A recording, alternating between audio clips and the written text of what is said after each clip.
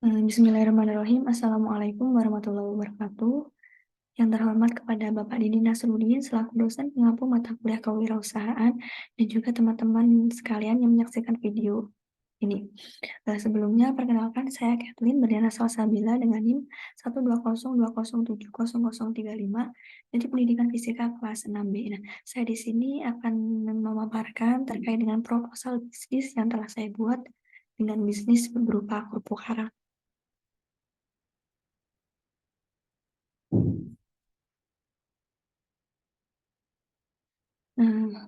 Pendahuluan. Kerupuk Karak ini merupakan kerupuk yang berasal dari daerah Sukoharjo. Nah, menurut Wikipedia, kerupuk Karak ini diciptakan pada masa penjajahan Jepang. Nah, pada masa itu, Mbah Sastro yang berasal dari Bratan, beliau menyayangkan melihat nasi yang tidak habis dan dibuang begitu saja. Nah, akhirnya beliau terbesit sebuah ide untuk mengolah nasi sisa tersebut menjadi kerupuk karak. Hingga akhirnya daerah Bratan ini terkenal sebagai sentra pembuatan kerupuk karak di Solo. Nah, awal mula pembuatan kerupuk karak ini dilakukan oleh ibu saya sendiri dengan tujuan untuk dikonsumsi sendiri. Dikarenakan mendapatkan respon yang positif dari keluarga, akhirnya mencoba membuat kerupuk karak untuk dipromosikan kepada sanak saudara dan tetangga. Namun, selama produksi kerupuk karak hingga pemasarannya, kami mendapatkan berbagai tantangan dan juga kendala. Nah, bisnis kerupuk karak ini bisa dibilang bisnis musiman ya, karena selama proses produksi, yaitu pada proses pengeringannya, kami hanya mengandalkan sinar matahari. Selain itu juga produksinya ini hanya dilakukan oleh ibu saya sendiri. Maka dari itu dalam produksi pun membutuhkan waktu yang lama serta belum dapat menjangkau konsumen secara luas dan banyak. Nah, berdasarkan latar belakang di atas, saya terbesit sebuah ide untuk merintis kembali produk kerupuk karak ini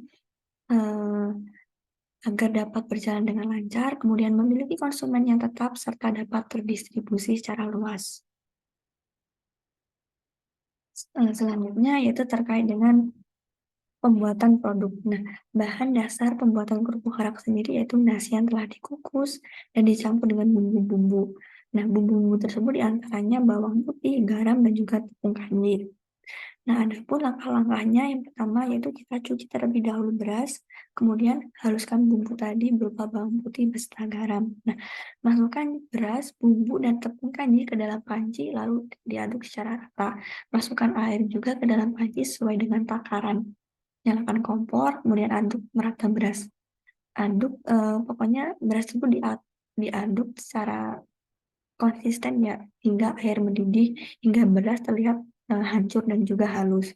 Kemudian setelah itu tuangkan adonan ke dalam baskom atau panci, kemudian haluskan adonan dengan menggunakan lumpang kayu. Nah, ketika menghaluskan adonan ini, pastikan adonan masih dalam keadaan panas ya. Setelah dihaluskan, kemudian adonan kerupuk karak ini dicetak. Nah, dalam pencetakan pun pastikan masih dalam keadaan panas ataupun hangat agar proses pencetakannya menjadi lebih mudah. Nah, setelah dicetak, selanjutnya kerupuk dilakukan pengeringan di bawah sinar matahari kurang lebih 3 hingga 4 hari agar benar-benar kering. Setelah itu kerupuk siap untuk dikemas dan didistribusikan. Nah, selanjutnya yaitu terkait dengan kelebihan dan juga kekurangan dari produk kerupuk karak. Untuk yang pertama terkait dengan kelebihan. Adapun kelebihan produk kerupuk karak ini diantaranya merupakan produk kering sehingga lebih awet dan juga tahan lama, kemudian modal yang dibutuhkan sedikit, bahan baku yang cukup tersedia ya, kemudian harga yang terjangkau dan juga rasa yang familiar di lidah masyarakat awam. Kemudian untuk kekurangan produk yaitu persaingannya ketat karena banyak pesaing yang menjual produk yang sama, kemudian rasanya masih kurang bervariasi, kemudian kemasan yang kurang menarik dan juga promosi yang kurang meluas dan juga efektif. Kemudian untuk permasalahan produk kerupuk karak ini, yang pertama yaitu ini merupakan usaha kecil rumah tangga yang pembuatannya masih sederhana sehingga hasil produksinya pun masih sedikit. Kemudian yang kedua yaitu merupakan produk musiman. Hal ini dikarenakan dalam proses pengeringan kerupuk karak ini hanya mengandalkan sinar matahari. Jadi ketika musim hujan itu kami terkendala memproduksi kerupuk karak atau bahkan kami tidak bisa memproduksi sama sekali. Kemudian yang ketiga yaitu jangkauan distribusi yang masih sempit. Nah, pendistribusian kerupuk karak ini kita belum mampu mencapai skala yang luas. Target pemasaran pun kami targetkan hanya di rumah-rumah terdekat atau di tetangga sekitar.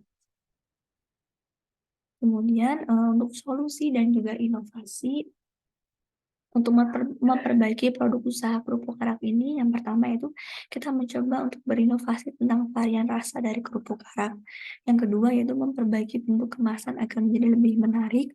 Yang ketiga, strategi pemasaran produk yang perlu ditingkatkan kembali. Namun, kita juga mempertimbangkan kemampuan dari sumber daya manusia dalam mencapai target pemasaran yang diinginkan. Kemudian yang keempat yaitu mencoba terlebih dahulu target produksi dan konsumen secara konsisten. Nah, semisal dalam 1 minggu kita mampu memenuhi target produksi kerupuk karak sebanyak 10 kilo. Kemudian kami juga mampu memenuhi target konsumen konsumen minimal 2 hari dalam 1 minggu. Kemudian terakhir yaitu memasarkan produk melalui platform media sosial. Selanjutnya yaitu terkait dengan analisis kelayakan usaha.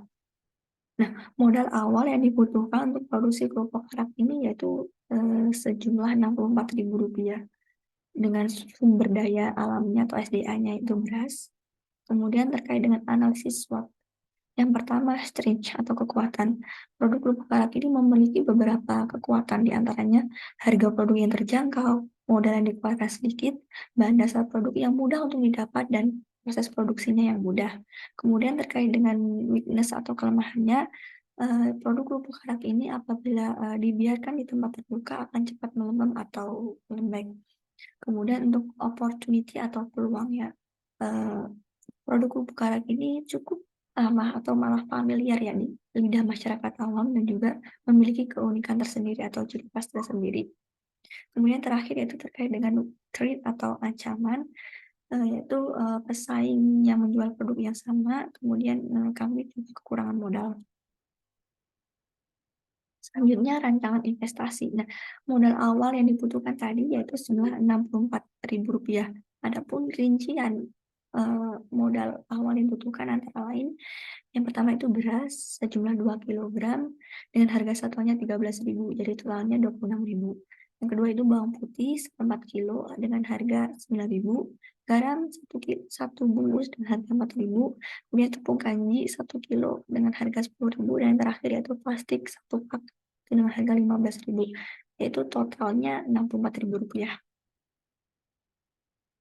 Selanjutnya terkait dengan proyeksi pendapatan dan juga break-even point atau BEP. Nah, proyeksi pendapatan kerupuk karak ini kami hitung untuk biaya produksinya ya, sejumlah Rp64.000 dengan biaya produksinya per unit atau Rp11.000 dan harga jual per unitnya yaitu Rp18.000. Nah, adapun keuntungan per unitnya kami peroleh sebanyak Rp7.000. Nah, keuntungan per unit ini diperoleh dari harga jual per unit dikurangi dengan biaya produksi per unit. Nah, untuk selanjutnya itu terkait dengan break-even point atau BEP atau titik impasnya. Nah, BEP dari kerupuk karak ini kami hitung yaitu sejumlah, mohon maaf itu 9 unit ya. Nah, jadi dari BEP yang 9 unit itu dapat menyiratkan bahwasanya kita akan memperoleh titik impas apabila kita mampu menjual produk kerupuk karak ini sebanyak 9 unit. Kemudian terkait dengan tawaran atau jenis investasi atau pelaku kerjasamanya, kita akan bekerja sama dengan investor dengan modal awal sebesar 70 dibanding dengan 30. 70 sendiri untuk pemilik usaha dan 30 untuk investor. Dengan usaha ini akan kami kerjakan sendiri. Demikian terkait dengan pemaparan proposal bisnis berupa produk kerupuk karak. Apabila terdapat kesalahan dalam penyampaian, saya memohon maaf yang sebesar-besarnya. Terima kasih. Wassalamualaikum warahmatullahi wabarakatuh.